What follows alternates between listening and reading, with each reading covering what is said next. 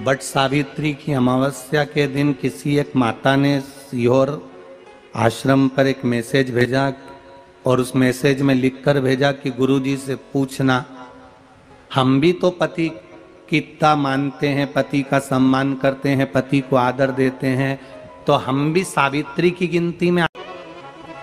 सीहोर से मैसेज आया कि गुरुजी वो ऐसा ऐसा पूछा गया है, आप बताओ क्या कहना है। हमने कहा कह दो, जब बट सावित्री आती है तभी तुम पति को प्रणाम करती हो, जब दिवाली आती है तब पति को प्रणाम करती हो, जब करवा चौथ आती है तभी चलनी में मुंह देखती हो, बाकी के समय तो तुम जूड़ा बांध के ऐसी बोलती हो कि पति थर थर कांपता है।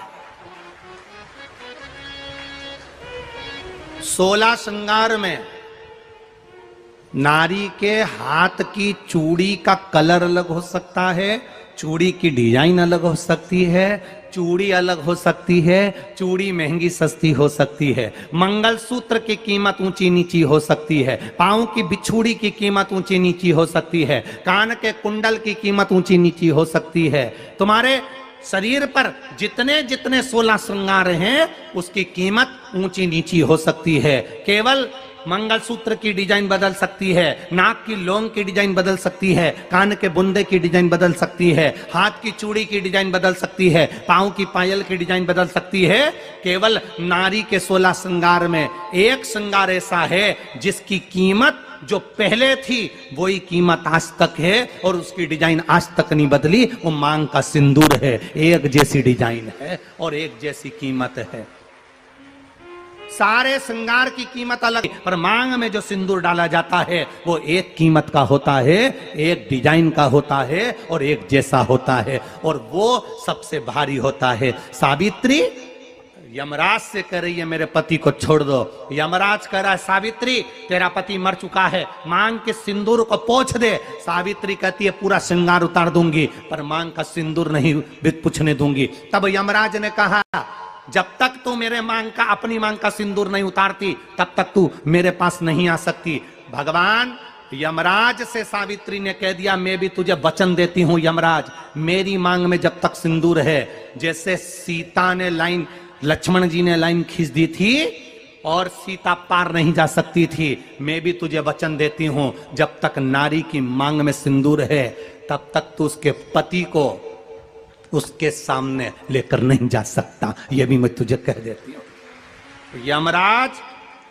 भैंसे पर सवार होकर सत्यवान को लेकर जा रहा था, सावित्री से वचन पर वचन चल रहे थे। पेड़ के नीचे छोड़कर आए। क्या चाहिए तुझको, क्या चाहिए तुझको, क्या दूं मैं तुझको,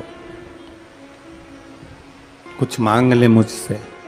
सावित्री कहती है क्या दोगे आप, मेरे पति के प्राण दे दो बस वापिस, और कुछ नहीं चाहिए। यमराज यमलोक में प्रवेश करने लगा। मांग के सिंदूर में से थोड़ा सा सिंदूर सावित्री ने केवल हाथ में लेकर अपनी बिंदी पर जो लगाया, सत्यवान को लेकर यमराज अंदर नहीं जा पाया। बाहर खड़े होकर कहता है मांग ले, मैं तुझे एक वचन नहीं, तू बोले तो मैं 2 वचन दे देता हूं, तू बोले तो मैं 3 वचन दे देता हूं, तू मांग क्या चाहिए। तब सावित्री ने कहा देना चाहते हो, हाँ।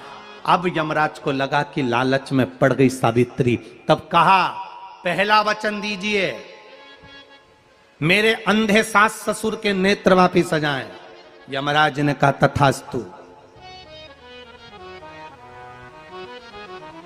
दूसरा वचन दीजिए, मेरे सास ससुर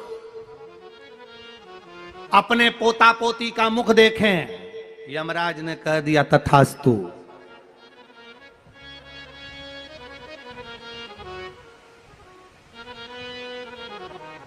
जाओ। यमराज जाने लगे, फिर आग जलने लगी।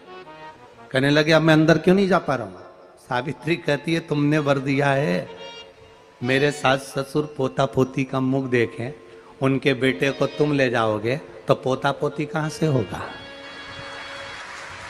छोड़कर जाओ। सावित्री है, पति को वापिस लेकर आ गए।